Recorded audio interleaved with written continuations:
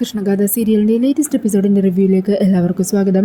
അങ്ങനെ നവീൻ കൃഷ്ണയും കൂട്ടി ചങ്ങാതിക്കടവിലേക്ക് അനിയൻ സാറിൻ്റെ മകളായിട്ടുള്ള കൃഷ്ണയും കാണാനായിട്ട് പൊയ്ക്കൊണ്ടിരിക്കുകയാണ് കേട്ടോ. ഈ സമയം നവീൻ കാർ നിർത്തിയിട്ട് ചോദിക്കണേ, തനിക്ക് എങ്ങോട്ടേക്കാണ് പോകുന്നതെന്ന് മനസ്സിലായോ? ഇനി എന്താണെങ്കിലും സർപ്രൈസ് ചെയ്യാൻ വെച്ചുകൊണ്ടിരിക്കുന്നില്ല.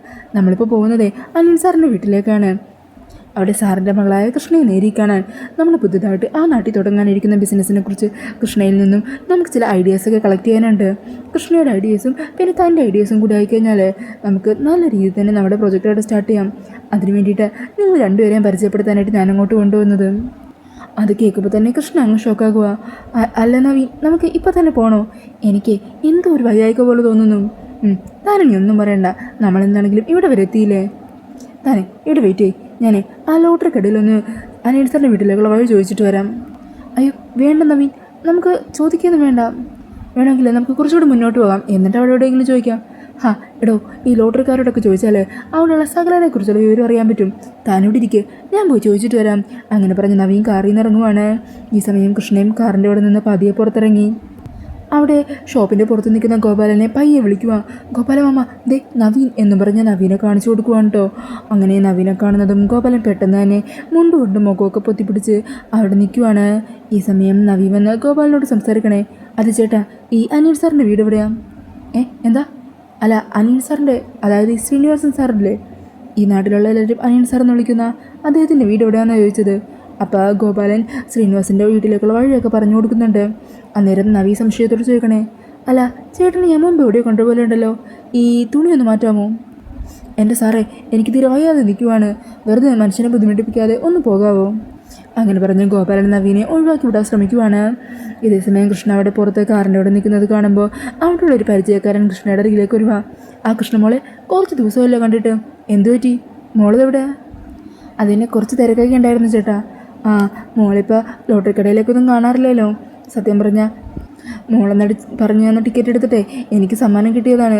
ഇപ്പോൾ ഗോപാലേട്ടൻ വന്നിട്ടുണ്ടല്ലോ, അതുകൊണ്ട് ലോട്ടറി കച്ചവടമൊക്കെ നല്ലപോലെ പോകുന്നുണ്ട്. അല്ല, മോളെന്ത് ഇവിടെ നിൽക്കുന്നത്?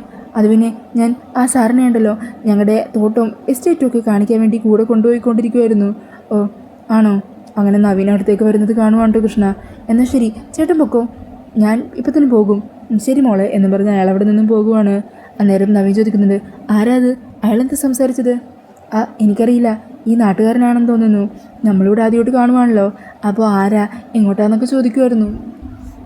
ഗാതെ താൻ വന്ന് വണ്ടി കയറ്, വഴി കിട്ടിയിട്ടുണ്ട്. എടോ, ആ വഴി പറഞ്ഞു തന്ന ലോട്ടറിക്കാരനുണ്ടല്ലോ, എവിടെയോ കണ്ടതുപോലെ തോന്നുക. അയാൾക്ക് എന്തോ പാടില്ലെന്ന് തോന്നുന്നു, അത് കാരണം മുഖം മറച്ചു വെച്ചിരിക്കുമായിരുന്നു.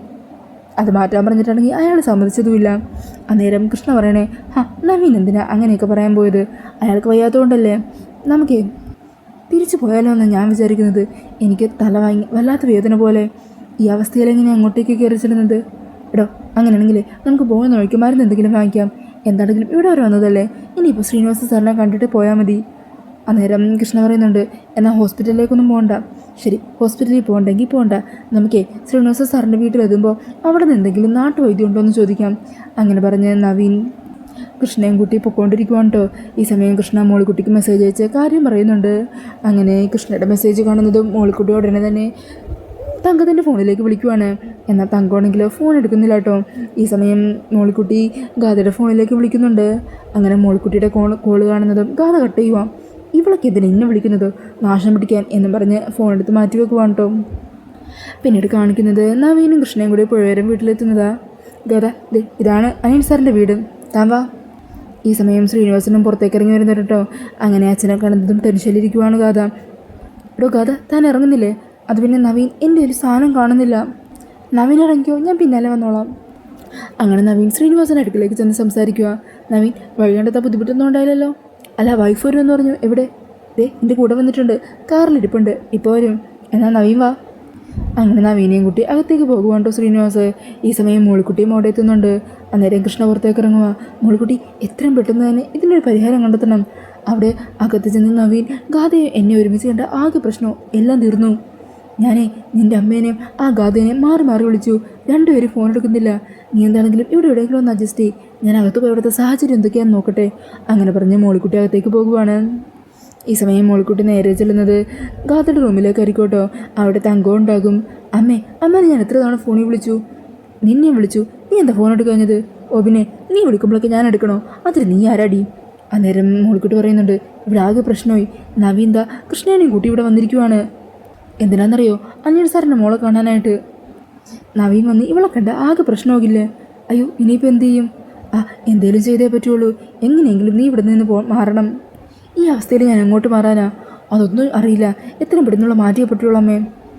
പിന്നീട് കാണിക്കുന്നത് മോളിക്കുട്ടി ലൈം ജ്യൂസുമായിട്ട് നവീൻ്റെയും ശ്രീനിവാസിൻ്റെ അരികിലെത്തുക. മോളിക്കുട്ടിയോ, നീ ഇതെപ്പോൾ എത്തി? ഞാൻ കുറച്ച് നേരം വെച്ചാൽ വന്നിട്ട്. ആണോ?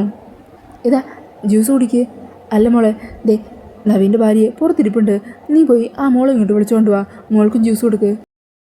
അന്നേരം മോളിക്കുട്ടി വരണേ, അതിന് ഞാൻ മേഡത്തെ കണ്ടല്ലോ. മേഡത്തെ കണ്ടു എന്ന് മാത്രമല്ല ജ്യൂസ് കൊടുക്കുകയും ചെയ്തു. മേഡം ജ്യൂസ് കുടിച്ചുകൊണ്ടിരിക്കുന്ന സമയത്ത് അവിടെ നിന്ന് ചെളി തെറിച്ച് വീണു. അങ്ങനെ കഴുകാനായിട്ട് ഞാൻ പൈപ്പിൻ ചോട്ടൊക്കെ കാണിച്ചു കൊടുത്തിട്ടാണ് വന്നത്. ഈ സമയത്തായിരിക്കും കേട്ടോ തങ്കം അതുവഴി പോകുന്നത് ശ്രീനിവാസ് കാണുന്നത്. അങ്ങനെ ശാന്തി എന്ന് പറഞ്ഞു വിളിക്കുക. അന്നേരം തങ്കോണെങ്കിൽ കേൾക്കാത്ത പോലെ പുറത്തേക്ക് ഇറങ്ങി പോകുവാണ്. ഈ സമയം നവീനെ താരാന്ന് ചോദിക്കുന്നുണ്ട്. അന്നേരം ശ്രീനിവാസ് പറയണേ, അതിൻ്റെ ഇളയ സഹോദരിയാ, നവീൻ പരിചയപ്പെടേണ്ട ആളാ, ഞാൻ വിളിച്ചിട്ട് വരാം എന്നും പറഞ്ഞ് ശ്രീനിവാസ് തങ്കത്തിൻ്റെ പുറകെ പോകുവാണ്. അന്നേരം കൃഷ്ണ എവിടെയാണുള്ളതെന്ന് നവീൻ മോളിക്കുട്ടിയോട് ചോദിക്കുന്നുണ്ട്. ഈ സമയം മോളിക്കുട്ടിയാണെങ്കിൽ വിഷയം മാറ്റാനായിട്ട് നവീനോടെ തുടങ്ങാൻ പോകുന്ന ബിസിനസ്സിനെയൊക്കെ കുറിച്ച് ചോദിക്കുവാണ്. ഇതേ സമയം ശ്രീനിവാസ് തങ്കത്തിൻ്റെ പിന്നാലെ പുറത്തേക്ക് ചെല്ലുക. തങ്കം, ഞാൻ വിളിച്ചത് കേട്ടില്ലേ? എവിടേക്ക് പോകുക? അത് പിന്നെ ഞാനിങ്ങനെ പുറത്ത് ചെടി നനക്കാൻ. അവിടെ അകത്തെ നവീനും നവീൻ്റെ ഭാര്യയും വന്നിട്ടുണ്ട്. വളരെ നല്ല ചെറുപ്പക്കാരനാണ് നവീൻ. നമ്മുടെ പ്രോപ്പർട്ടി വാങ്ങിച്ചത് നവീനാ. ശാന്തി ഇങ്ങോട്ട് വാ. നീ എൻ്റെ ഇളയ സഹോദരിയാന്നാണ് ഞാൻ നവീനോട് പറഞ്ഞിരിക്കുന്നത്. അയാളുടെ മുമ്പിൽ നിൽക്കാനുള്ള എല്ലാ യോഗ്യതയും നിനക്കുണ്ട്. നീ വന്നേ എന്ന് പറഞ്ഞ് തങ്കത്തിനെ നിർബന്ധിച്ച് നവീൻ്റെ അരികിലേക്ക് കൂട്ടിക്കൊണ്ടുപോകാൻ തുടങ്ങുമായിരിക്കോട്ടോ ശ്രീനിവാസ്. ഈ സമയം ഗോപാലൻ അങ്ങോട്ടേക്ക് ഓടിപ്പാഞ്ഞെത്തുക. അനിയൻ സാറേ, അവിടെ കവലയിലാകെ പ്രശ്നം. രണ്ടുപേരും തമ്മിൽ വല്ലാത്ത തല്ലാണ്. അവിടെ ഉത്സവത്തിൻ്റെ കാര്യവും അതിൻ്റെ പേരും പറഞ്ഞാൽ ഓരോന്നും പറഞ്ഞ് കശപശ ഉണ്ടാക്കുന്നത്. സാർ എത്രയും പെട്ടെന്നൊന്നും അവിടെ വരണം. അല്ല ഗോപാല, ഞാനിപ്പോൾ എങ്ങനെ വരാനാ? ഇവിടെ നവീനൊക്കെ വന്നിട്ടുണ്ട്. അതിഥികൾ വന്നിരിക്കുമ്പോൾ ഞാൻ എങ്ങനെയാണ് അങ്ങോട്ട് വരുന്നത്? സാറ് വന്നില്ലെങ്കിൽ ആകെ പ്രശ്നവും, കാര്യങ്ങൾ കയ്യിൽ നിൽക്കില്ല. ശരി, എന്നാൽ ഞാൻ നവീനോടൊന്ന് പറഞ്ഞിട്ട് വരാം. അങ്ങനെ പറഞ്ഞ് ശ്രീനിവാസ് നവീൻ്റെ അരികിലേക്ക് ചെല്ലുവാണ്. അത് നവീൻ, കവലയിൽ ഒരു ചെറിയ പ്രശ്നം. എനിക്ക് അത്യാവശ്യമായിട്ടൊന്ന് കവല വരെ പോകണം. താൻ വിഷമിക്കണ്ട. കുറച്ച് കഴിയുമ്പോഴേ ചേച്ചി അമ്പലത്തിൽ പോയിട്ട് തിരിച്ചു വരും. ചേച്ചി വേണ്ട കാര്യങ്ങളൊക്കെ ചെയ്തു തരും. ഞാനൊരു 10 മിനിറ്റിൽ തന്നെ തിരിച്ചെത്തും. അപ്പോഴേക്കും നിങ്ങൾ മോളോടൊക്കെ കണ്ട് മോളോട് സംസാരിച്ചിട്ട് ഞാൻ തിരിച്ചു വന്ന് നമുക്കൊരുമിച്ച് ഭക്ഷണമൊക്കെ കഴിച്ചിട്ട് പോയാൽ മതി. അങ്ങനെ പറഞ്ഞ് ശ്രീനിവാസ് അവിടെ നിന്ന് ഇറങ്ങുവാണ്. ഈ സമയം ഗോപാലനും ശ്രീനിവാസിൻ്റെ കൂടെ പോകുന്നുണ്ട് കേട്ടോ. അങ്ങനെ അച്ഛൻ പോയി എന്ന് മനസ്സിലാകുമ്പോഴേക്കും കൃഷ്ണ അകത്തേക്ക് കയറുവാം. ഗാഥ, എന്തു പറ്റിയതാടോ? അത് ഡ്രസ്സിൽ കറ പറ്റി. ഇപ്പോൾ കഴുകിയിട്ടുണ്ട്. എന്നാൽ താൻ വാ, നമുക്ക് കൃഷ്ണയെ ചെന്ന് കാണാം. ഈ സമയം മോളിക്കുട്ടി വേഗം തന്നെ ഗാഥയുടെ അരികിലേക്ക് ചെല്ലുമോ. അതെ, നവീൻ എത്രയും പെട്ടെന്ന് ഇവിടെ എത്തും. നിന്നെ കണ്ട എല്ലാം തീരും. എന്തെങ്കിലും ഒന്ന് ചെയ്. എങ്ങോട്ടെങ്കിലും എഴുന്നേറ്റ് മാറ്. ഞാൻ ഈ അവസ്ഥയിൽ എങ്ങോട്ട് മാറാനാ? നീ എന്തെങ്കിലും ഒന്ന് ചെയ്. ദേ ഞാനവർ വന്നു നോക്കട്ടെ എന്ന് പറഞ്ഞ് മോളിക്കുട്ടി പുറത്തേക്ക് ഇറങ്ങുമ്പോഴേക്കും നവീൻ കൃഷ്ണയും കൂട്ടി അവിടെ എത്തുന്നുണ്ട് കേട്ടോ. ആദ്യം വേറൊരു റൂമിൻ്റെ ഫ്രണ്ടിൽ പോയി നിൽക്കുവാണ്. ഈ സമയം മോളിക്കുട്ടിയാണെങ്കിൽ ഓടി ഗാഥയുടെ റൂമിൻ്റെ ഫ്രണ്ടിൽ വന്ന് നിൽക്കും. എന്താ അവിടെ നിന്നത്? ഞങ്ങൾ കരുതി അതായിരിക്കും കൃഷ്ണയുടെ റൂമെന്ന്. എവിടെ? ആളകത്തുണ്ടോ? ഞാൻ ചെന്ന് നോക്കട്ടെ, വാ ഗാഥ. അങ്ങനെ പറഞ്ഞ് കൃഷ്ണനെ വിളിക്കുവാണ്ടോ നവീൻ. ഈ സമയം നവീൻ റൂമിലേക്ക് ചെല്ലുന്നതും എന്തോ ഒരു കാഴ്ച കണ്ട് ഞെട്ടുവാണ്. അതായത് കൃഷ്ണയും മോളിക്കുട്ടിയും എല്ലാം കഴിഞ്ഞു എന്നുള്ള മട്ടിൽ പേടിച്ച് നിൽക്കുവാണ്ടോ. ഗാഥ, താണത് കണ്ടോ? വന്നേ നോക്കിക്കാൻ.